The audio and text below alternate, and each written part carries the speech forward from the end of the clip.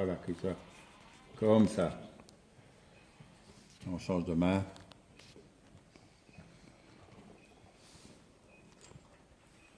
Et on va refaire cet exercice. Il ne faut pas consacrer de toute une leçon à ça, mais une fois ou l'autre, ça rend des services. D'arrêter dans l'attitude de l'épaule en dedans, de rectifier les détails, et puis de reprendre.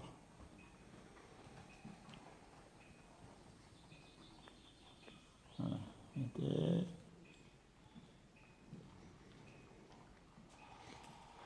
On va essayer de mettre les épaules un peu plus à l'intérieur.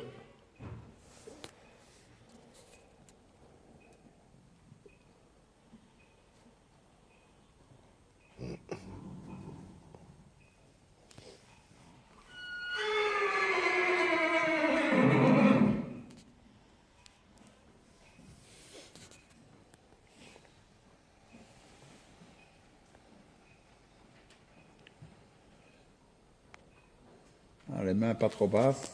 Vous l'arrêtez un instant, vous grandissez simplement, vous rectifiez la position, vous replacez les épaules. Voilà. Voilà.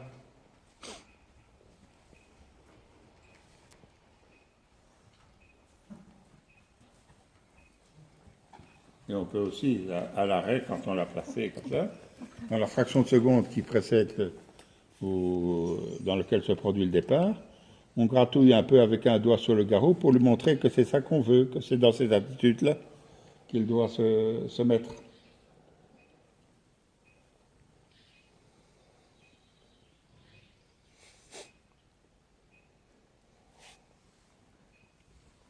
De nouveau, vérifier le pli léger. La position, c'est bon. Encore mieux maintenant.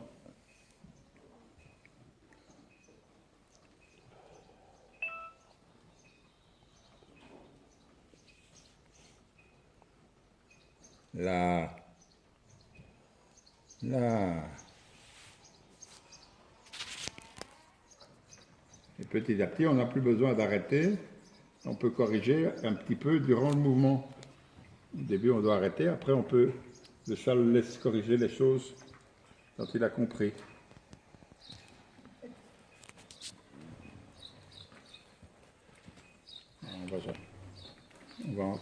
Faites un grand tour and long pour qu'il se relaxe un peu le dos.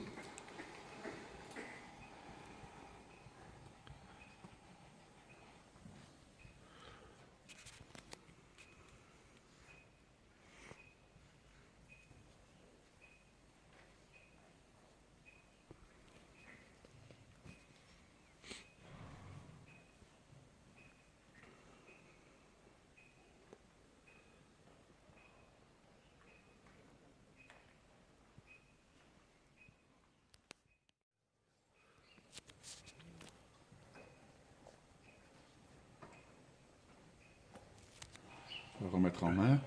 Poisson d'avril.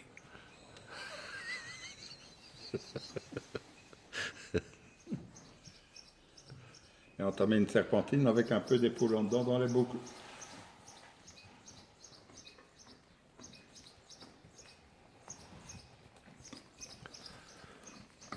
Assurez-vous bien à chaque fois de votre position, du changement de tension dans chaque fois la nouvelle reine intérieure, la nouvelle reine extérieure.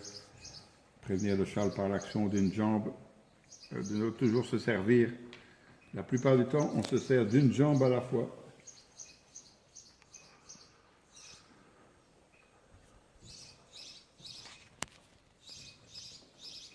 Dans l'équitation de manège.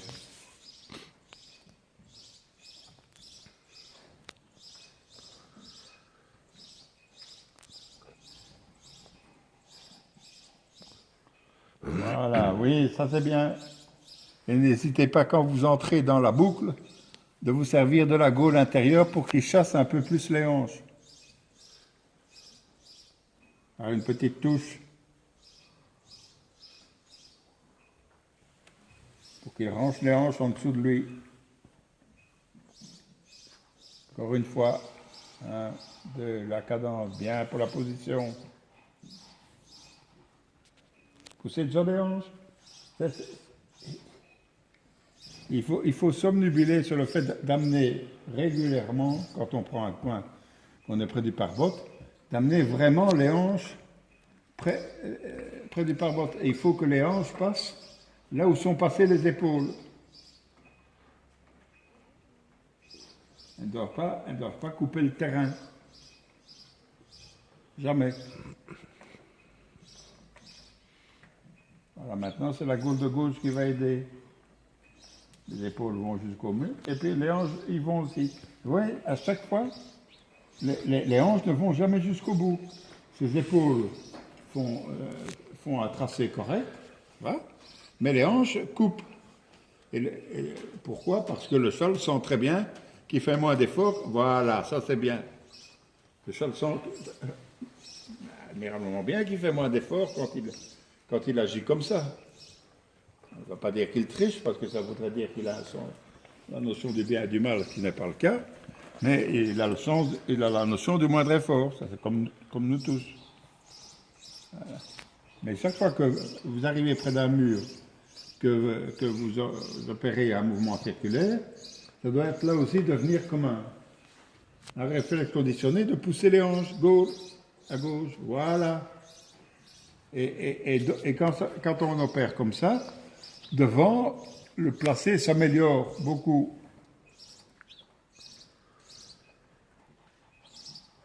Là, la gaule de droite, tac, encore, voilà, c'est déjà mieux. Oui. Et maintenant, ça sera le rôle de la gaule de gauche derrière. Déjà maintenant, là, bien. Rendez les rênes, voilà, laissez-le marcher, voilà.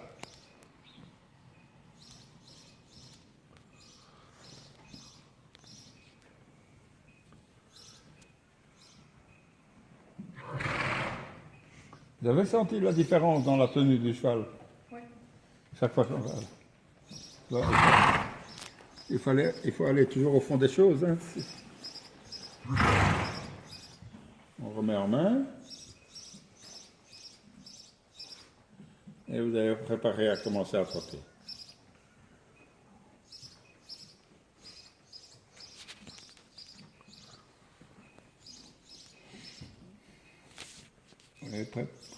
Moi, je ferai d'abord un petit cercle qui soit bien rond.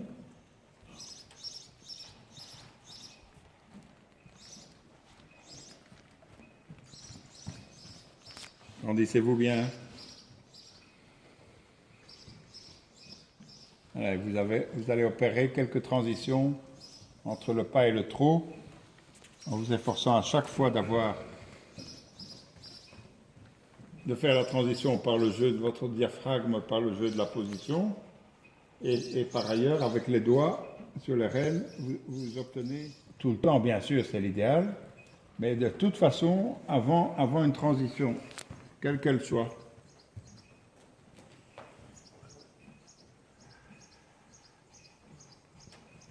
Voilà, pour passer au pas, vous avez un bon contact, et puis on bloque un instant le diaphragme.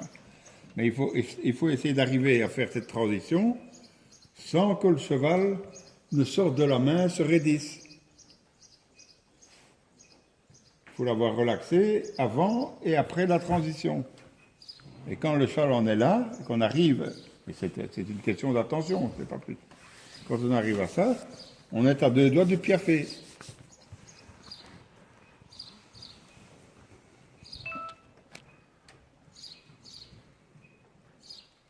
Pas mal. Voilà, on relaxe. Et maintenant, pour repartir au trot, vous poussez la ceinture vers l'avant et le bas. Voilà. Il faut sentir que le cheval avance et part avec les épaules. Derrière, ça suit. Attention à la transition descendante. On décontracte. Oui, très bien. Caressez-le quand cela se passe, ça c'est très bien.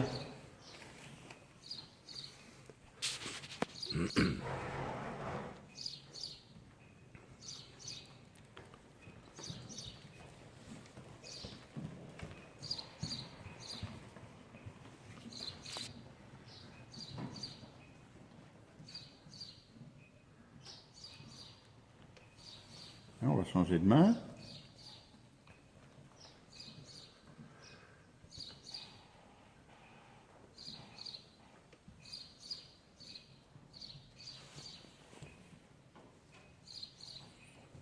Et même l'exercice.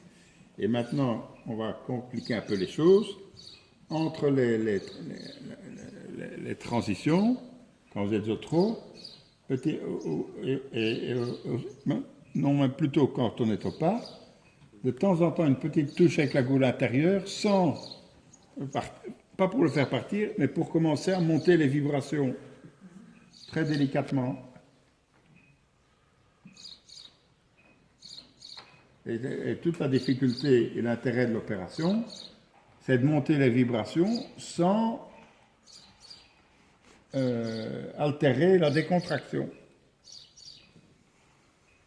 Parce que trop de relaxation sans vibration, le cheval s'endort un peu. Trop de vibration sans altération, et il entre en transe. Tac, tac. Mais c'est plus facile de monter les vibrations quand on est au pas que quand on est déjà dans le trop. Une bonne transition. Voilà, petite vibration, petite touche. Alors, des contractions dans la bouche, petite touche avec la gourde. Des contractions dans la bouche et puis on repart. Voilà.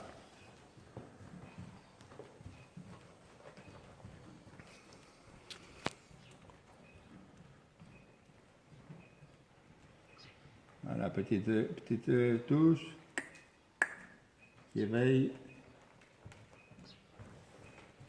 Très bien. Entre les rênes de nouveau. Laissez tomber les rênes là, voilà. Et on fait à l'autre main. Laissez tomber les rênes, très bien.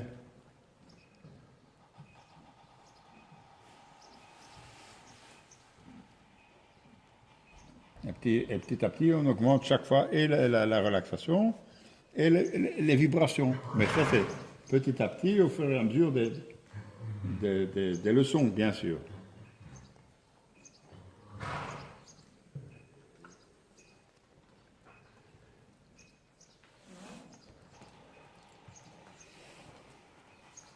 Comme disait M. Cordier, premier écuyer en chef du cadre noir, jadis, il faut marier le nerf et le moelleux.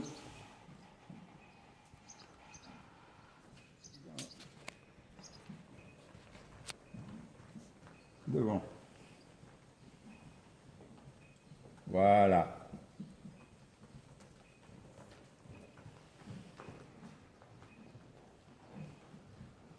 Faites souvent ce qui compte dans l'exercice, c'est la fréquence des transitions.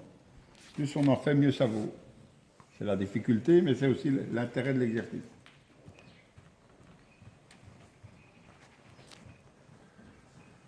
Pour arriver petit à petit à faire des transitions arrêt trop, très rapprochées.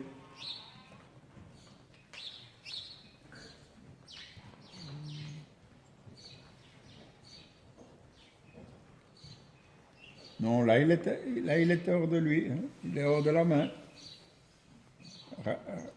Rétablissez d'abord la relaxation avant de recommencer. Ces exercices doivent se faire dans la relaxation, dans la confiance du bout de devant, sinon c'est sans valeur. Voilà, c'est pas grave. Ça, c'est pas grave.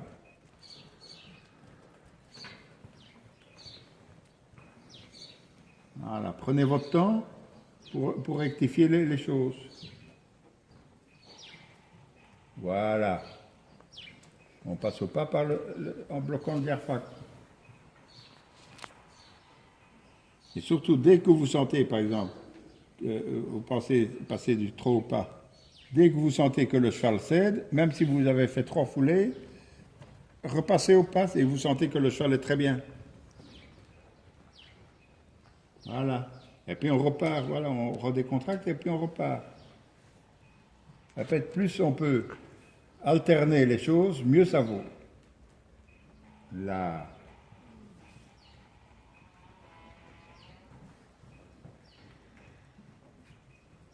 Très bien. Rendez les rênes de nouveau, laissez tomber là. Très bien.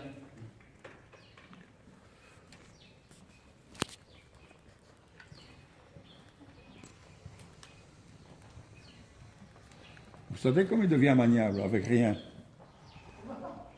Pardon? Comment il devient maniable? On le conduit avec un fil. Hein? Quand il est détendu, Et quand il n'est pas dépendu, qu'est-ce qu'il faut faire? Il faut le détendre. Voilà, c'est aussi simple que ça. Bon, en théorie, hein. En pratique, je n'ai pas dit. Mais en théorie, c'est fondamental. On ne fait rien avec ni un animal, ni une personne d'ailleurs contractée, stressée et crispée. Hein. Rien.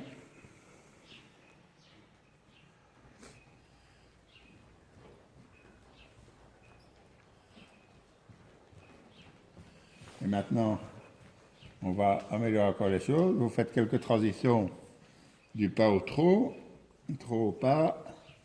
Et puis quand vous avez fait par exemple une bonne transition du pas au trot, vous lui demandez de partir au galop.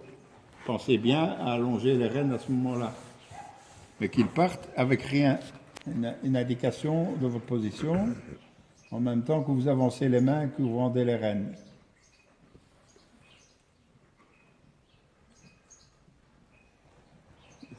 Voilà. Voilà, maintenant vous laissez les rênes aller un peu. Et galop.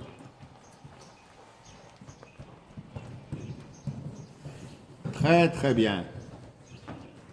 Attendez, caressez avec gratouiller le garrot. Au trot. Et vous savez pourquoi? Entre autres, j'ai dit très très bien. Parce que vous n'avez pas chipoté longtemps avant de partir. Il faut avoir tout. Oui, il faut avoir tout préparé dans la tête, mais dans les actions sur le cheval, ça doit se faire sans brusquerie, bien sûr, mais ça doit se faire le plus rapidement et le plus brièvement possible. Parce que préparer physiquement le départ au galop sur le cheval, ça les rend enragés et le résultat est toujours mauvais.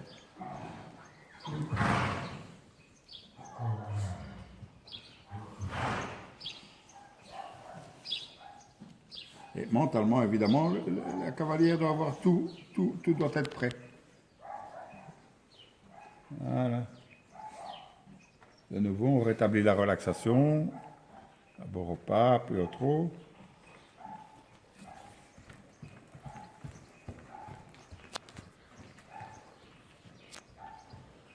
Elle n'est pas relaxée, donc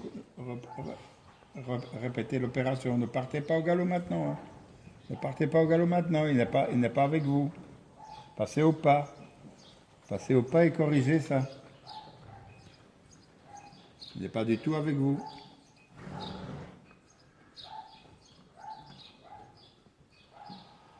Voilà, on décontracte gentiment. Voilà, et vous pouvez repartir au trot sur le petit cercle, bien sûr. Et l'agrandir après.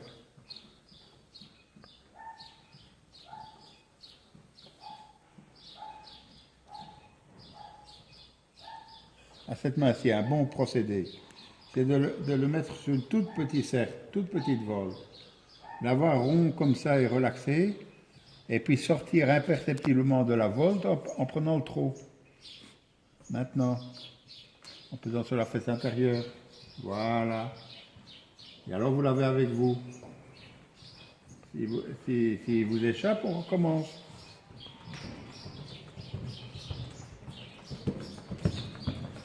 Les rênes un peu plus longues.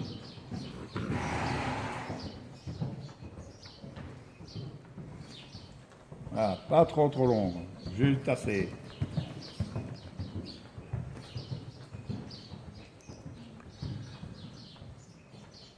Bien.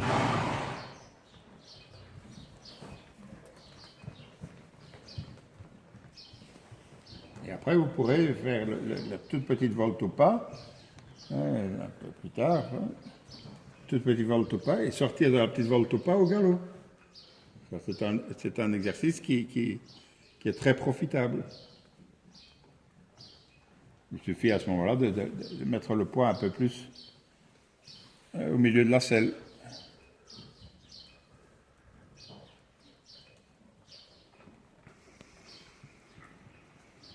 Encore que ça se discute. Relâchez, faites-le descendre. Voilà. Voilà, maintenant il est prêt.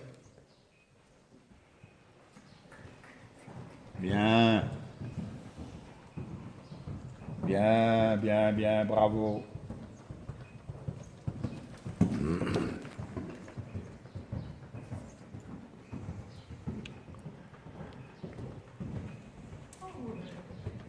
Vous verrez un jour, vous ne penserez que faire toute la leçon au galop avec ce cheval. Tellement il est agréable. Et je suis bien content de le prendre, ce galop, sans qu'il se défende de trop dans la tête. Ouais. Je n'ai pas compris. Je dis, c'est déjà bien qu'ils le prennent sans. Évidemment qu'il faut qu'il le donne sans sursaut. Et comme vous avez. Là, il est parti sans donner un coup de tête. Hein. Ouais. Mais dites-vous bien que ce n'est pas le cheval qui est gentil. Hein. C'est vous qui avez fait ce qu'il fallait faire pour l'obtenir. Hein. Et quand on l'a obtenu une fois, il faut l'obtenir toujours. Comme on dit chez nous, on ne saurait pas être grosse croix, il y aura des petits cochers. Qu'est-ce qu'on dit chez vous? On ne saurait pas être grosse croix, il y aura des petits cochers. On ne saurait pas être une grosse fille bien, ça va être un petit porcelet. Donc il faut commencer quelque chose. Hein.